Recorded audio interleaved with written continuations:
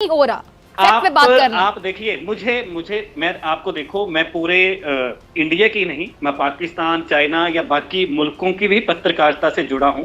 तो वही बात रियलिटी रखिए जो आप मुझे कह रही हैं कि ऐसा कुछ हो रहा है। कई बार अच्छा, आप चीजें, ये कह रहे खबर हैं कि कुछ ये और बिल्कुल होती। नहीं हो रहा।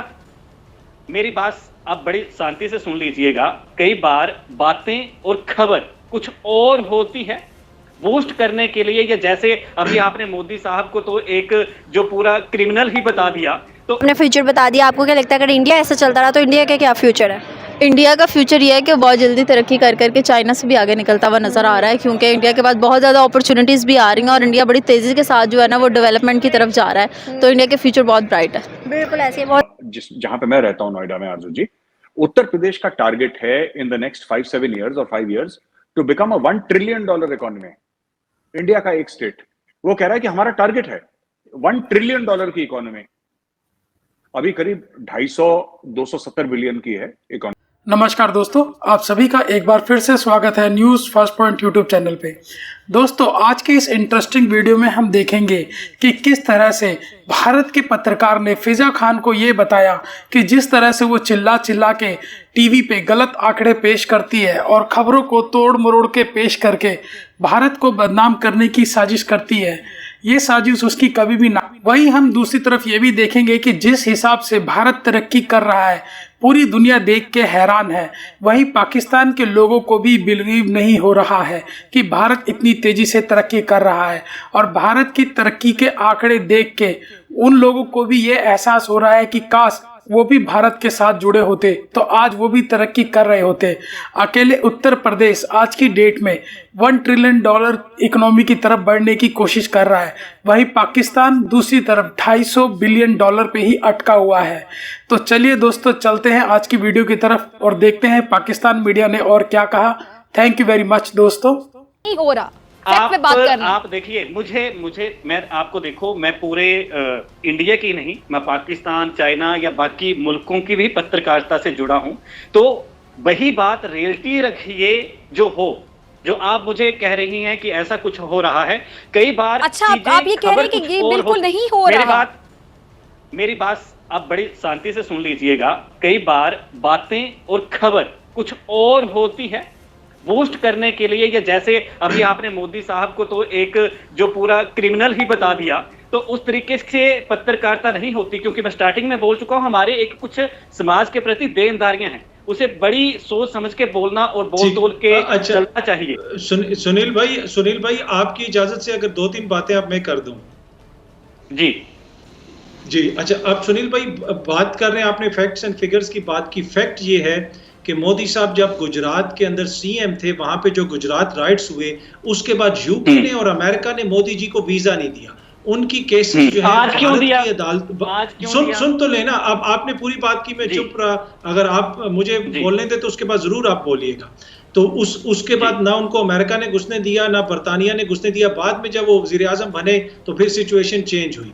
फैक्ट ये है कि जो जेनोसाइड वॉच है, एक इंटरनेशनल इदारा है, रिप्यूटेड इदारा है, वो कहते हैं कि हालत इस वक्त ये हो चुकी है कि मुसलमानों की जेनोसाइड इंडिया में हो सकती है। ये वही इदारा है जिसने रवांडा की जेनोसाइड प्रोडिक्ट की थी। अब ये मैं और फिजा नहीं कह रहे सुनील भाई, ये पूरी दुनिया के बड़े बड़े इदारे इंडिया के हवाले से ये रिपोर्ट दे रहे हैं। अब मुझे भी बुरा लगता है, इसलिए कि इंडिया में हमारे भी बहुत सारे दोस्त हैं आप जैसे, जो बड़ी अच्छी और रीजनेबल बात करते हैं। लेकिन आप इस वक्त माइनॉरिटी में है, मेजॉरिटी उधर क्या कर रही है वो आपके भी सामने है। और दूसरा देखें, फिजा की कुछ बातें आपको बुरी लगी, लेकिन आपका जो इंडियन मीडिया है वो हमारे आर्मी चीफ को सुबह से शाम तक बुरा कहता है, वो हमारे वजीर आजम को बेकारी कहता था, वो हमारे देश को बेकारियों का देश कहता था। क्या हमें बुरा नहीं लगता? लेकिन फिर भी हम बर्दाश्त कर लेते। तो मसला ये है कि हमारे यहाँ तो अच्छा अतर, मैं आपकी इजाजत से जरा सॉरी, मैं आपको इंटरप्ट कर रही हूँ। मैं एक और चीज ऐड करना चाहूंगी अतर, कि मेरी बात इनको बुरी भी लगी हो सुनील, लेकिन सुनील मैंने एटलीस्ट आपकी आवाज को म्यूट नहीं किया। हमारे प्रोग्राम में आपका जो मौकिफ है ये आप बाद में देख भी सकते हैं, ये यूट्यूब पे भी प्रोग्राम होगा, आपको मिल जाएगा। हमारी टीम, हमारा चैनल आपका मौकिफ भी एज इट इज सुनाएगा, हम आपको म्यूट नहीं करेंगे। लेकिन आपके यहाँ ये होता है कि कभी पाकिस्तानी मेहमान को जब ले लिया जाता है तो तमाम लोग उस पर चढ़ाई कर देते हैं और उसको बोलने का मौका तक नहीं दिया जाता, आवाज को म्यूट तक कर दिया जाता है। और अतर मेरी इस बात से अग्री करेंगे। आपने फ्यूचर बता दिया, आपको क्या लगता है अगर इंडिया ऐसा चलता रहा तो इंडिया का क्या फ्यूचर है? इंडिया का फ्यूचर ये है कि वो बहुत जल्दी तरक्की कर करके चाइना से भी आगे निकलता हुआ नज़र आ रहा है, क्योंकि इंडिया के पास बहुत ज़्यादा अपॉर्चुनिटीज़ भी आ रही हैं और इंडिया बड़ी तेज़ी के साथ जो है ना वो डेवलपमेंट की तरफ जा रहा है। तो इंडिया के फ्यूचर बहुत ब्राइट है। बिल्कुल ऐसे ही, बहुत अच्छा लगा बात करके, थैंक यू सो मच। अच्छा, कॉपी करना कोई बुरी बात नहीं है। अगर कोई अच्छी चीज़ कर रहे हैं तो उसको कॉपी कर लेना चाहिए, इसमें कोई ज़्यादा बड़ी बात नहीं है कि अगर मतलब हाँ या ना, करते हैं या नहीं करते? हाँ करते हैं।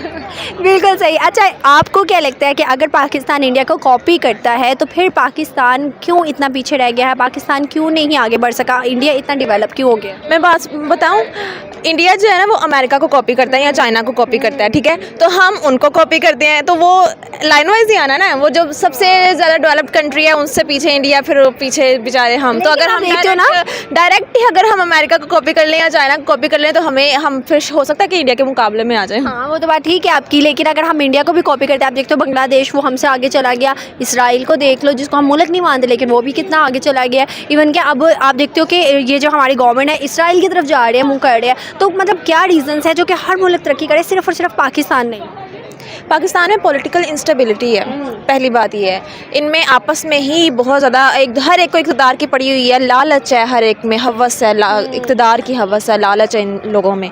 तो ये जब तक ये चीज़ ख़त्म नहीं होगी ना, पाकिस्तान कभी भी तरक्की नहीं कर सकता। पाकिस्तानी लोग जितनी मेहनत करते हैं और ख़ुद से ही सब कुछ करने की कोशिश करते हैं, बाहर जाते हैं, लेकिन देखें ना पाकिस्तानी वीज़े की इतनी कोई इंपॉर्टेंस नहीं है। तो फिर भी लोग पाकिस्तानी तो वीज़े के बगैर जा ही नहीं सकते। इंडिया तो है, वीज़े के बगैर कितने मुल्कों में विजिट कर सकते हैं? हाँ, ये नहीं मुझे वैसे पता था। लेकिन वैसे अगर ओवरऑल बात की जाए तो हमारी गवर्नमेंट जो है ना वो थोड़ी लगा लें कि रिस्पॉन्सिबल नहीं है वो। मैं आपको कुछ बताता हूँ, कुछ पॉइंट्स हैं जो मेरे दिमाग में।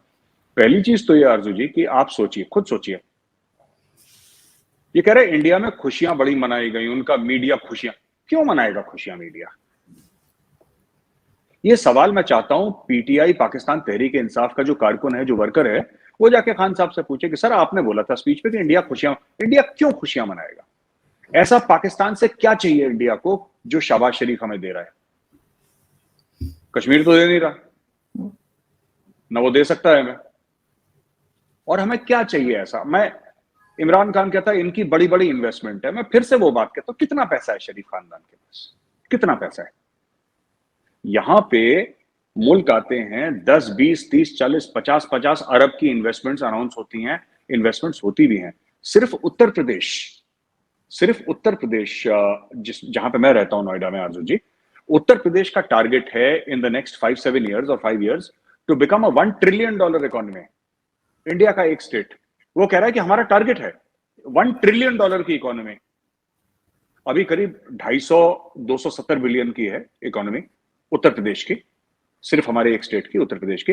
वो कह रहा है कि हमें 1 ट्रिलियन बनना है। योगी आदित्यनाथ जी जो चीफ मिनिस्टर हैं यहाँ के, माननीय मुख्यमंत्री हैं, उन्होंने टारगेट लिया है, कह रहा मैं बना के दिखाऊंगा आपको 1 ट्रिलियन का, यानी कि 1000 बिलियन का, 1000 अरब डॉलर की इकोनॉमी सिर्फ उत्तर प्रदेश की बना के दिखाऊंगा। तो ये पता नहीं क्या है कि नवाज शरीफ ने क्या दे दिया, शहबाज शरीफ के पास कितना पैसा आ गया, कितना आ गया। मैं कोई भी पाकिस्तानी हमारे जो दोस्त हमारे देख रहे हो, भाई बहन देख रहे हो, जरा आप कमेंट्स में तो लिखिए ना कि इतना पैसा डाल दिया, हमें भी तो पता लगे कि भाई कितना पैसा डाल दिया इंडिया में। ये ऐसी अपनी मर्जी से कुछ भी इमरान खान बोल देता है, और वो पाकिस्तान तहरीक इंसाफ वाले वो बच्चे हैं बेचारे, इंप्रेशनेबल एज के हैं, वो ताली वाली पीटते हैं खान के लिए कि इसने इतना दे दिया, उतना दे दिया। वो खुद झूठ बोलता रहता है। अच्छा, कभी उसने एक चीज के लिए डेटा नहीं दिखाया अपना। जैसे मैं आपको एक और चीज बताऊं, ये जो मैं ऑयल लेने लगा था, रशिया से मैं तेल लेने वाला था, मेरी सरकार गिरा दी। अभी इतना बड़ा झूठ है, तुम कैसे ले सकते हो तेल? तुम्हारे पास रशियन ऑयल, रशियन क्रूड, देखिए अरब स्वीट होता है, वो अरब स्वीट एक अलग ऑयल है, नॉर्थ सी यूरोप से निकलता है वो अलग तेल है, जो वेस्ट टेक्सास से निकलता है वो अलग तेल है, जो अफ्रीका से निकलता है वो अलग तेल है। ये सब अलग अलग, वेनेजुएला से निकलता है, that is of different composition. Pakistan में रशियन, रूसी तेल को रिफाइन करने की रिफाइनरी है नहीं, है रिफाइनरी 4-5 पाकिस्तान में, लेकिन वो रशियन तेल को रिफाइन करने की सलाहियत नहीं है उनमें।